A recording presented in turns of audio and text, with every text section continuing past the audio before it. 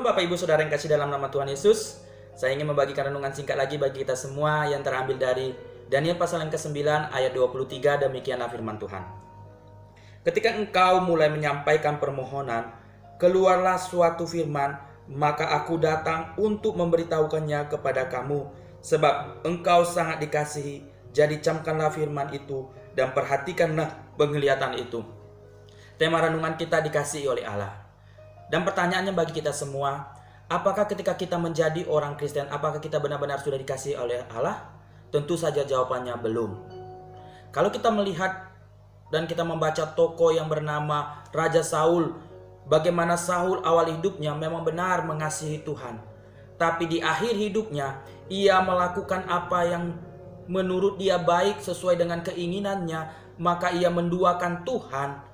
Sehingga Tuhan berkatakan, rohku meninggalkan Saul. Dan akhirnya dia tidak dikasihi oleh Tuhan.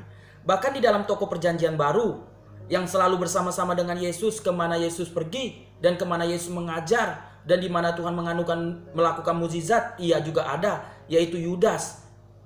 Tapi Yudas melakukan apa yang keji, apa yang jahat di mata Tuhan. Ia menjual Tuhan dan akhir hidupnya mati tragedis dan Tuhan tidak mengasihinya. Tapi ada seorang tokoh, seorang nabi yang sangat luar biasa, anak muda, yaitu Daniel. Memang masih banyak tokoh-tokoh yang dikasihi Tuhan, tapi kita belajar dari seorang Daniel di tengah-tengah pembuangan yang orang-orangnya hidup tidak melakukan apa yang benar di mata Tuhan. Tapi Daniel sebagai orang yang dikasihi oleh Tuhan karena kehidupan Daniel. Jangan kita menjadi orang Kristen tapi kita tidak dikasihi Tuhan. Jangan kita hanya sudah melayani Tuhan bertahun-tahun tapi kehidupan kita tidak dikasihi oleh Tuhan. Dan Daniel dikasihi oleh Tuhan karena hidupnya.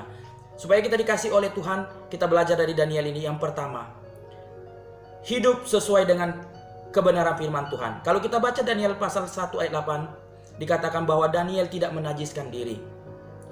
Di sini kita melihat bagaimana Daniel benar-benar hidup di dalam kekudusan. Kita tahu bahwa setiap santapan makanan yang dihidangkan oleh setiap orang yang ada di istana, itu adalah hidangan yang sudah dipersembahkan oleh dewa-dewa mereka. Tapi Daniel berketetapan untuk tidak menajiskan diri. Inilah suatu gaya hidup Daniel. Ia tetap dalam kekudusan hidupnya. Jadi Bapak Ibu Saudara yang kasih dalam nama Tuhan, kekudusan merupakan harga mati. Kalau Ibrani katakan, tanpa kekudusan tidak seorang pun bisa melihat Allah. Jadi pakaian yang kita gunakan untuk menghadap Allah bukanlah pakaian yang harga eman, tapi pakaian kekudusan. Kekudusan merupakan harga mati. Jadi kekudusan itu mau dilihat orang atau tidak dilihat orang, kita harus tetap hidup di dalam kekudusan. Yang kedua, kita belajar dari Daniel ya. Daniel pasal 6 ayat ke-10 sampai dengan 12 dikatakan 3 kali dalam sehari Daniel berdoa. Ini menunjukkan relasi dengan Tuhan. Walaupun ada tekanan, Daniel tidak berhenti untuk tetap berdoa kepada Tuhan. Relasi dengan Tuhanlah yang membuat Daniel berani. Bahkan relasi dengan Tuhanlah yang membuat Daniel tidak takut menghadapi singa-singa yang di hadapannya. Jadi Bapak Ibu Saudara yang kasih dalam nama Tuhan Yesus, meskipun ada tekanan, meskipun ada pergumulan dalam hidup ini, jangan kita pusatkan pikiran kita pada pergumulan kita, tapi pusatkanlah hidup kita pada Tuhan. Jangan kita hanya berbicara tentang Tuhan, tapi kita sendiri tidak pernah bersekutu dengan Tuhan. Mana lebih sering kita membaca story orang, membaca Facebook, membaca berita, atau membaca Alkitab? Waktu yang Tuhan berikan Daniel dengan kita sama 24 jam. Tapi kemana waktu yang terbuang? Kita belajar dan diingatkan oleh Daniel lagi. Daniel pasal 6 ayat 12. Untuk tetap bersekutu dengan Tuhan. Yang ketiga, penundukan diri. Bagaimana Daniel melakukan apa yang Tuhan katakan. Ia tidak menyimpang ke kanan dan ke kiri. Ia tetap hidup dalam sesuai kebenaran firman Tuhan. Ia tunduk apa yang dikatakan oleh Tuhan.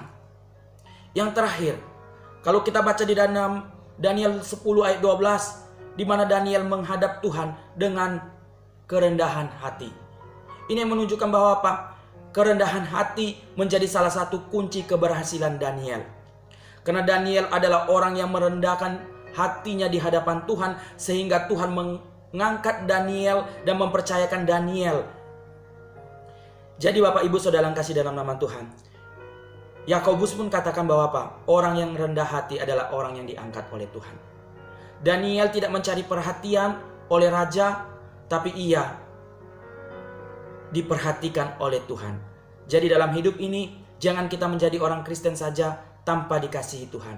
Jangan kita menjadi seorang pelayan Tuhan yang mengadakan mukjizat, yang mengadakan kesembuhan, tapi Tuhan katakan, aku tidak mengenal engkau, sehingga kita tidak dikasihi Tuhan. Tapi kita belajar oleh Daniel, bagaimana Daniel tetap dikasihi oleh Tuhan.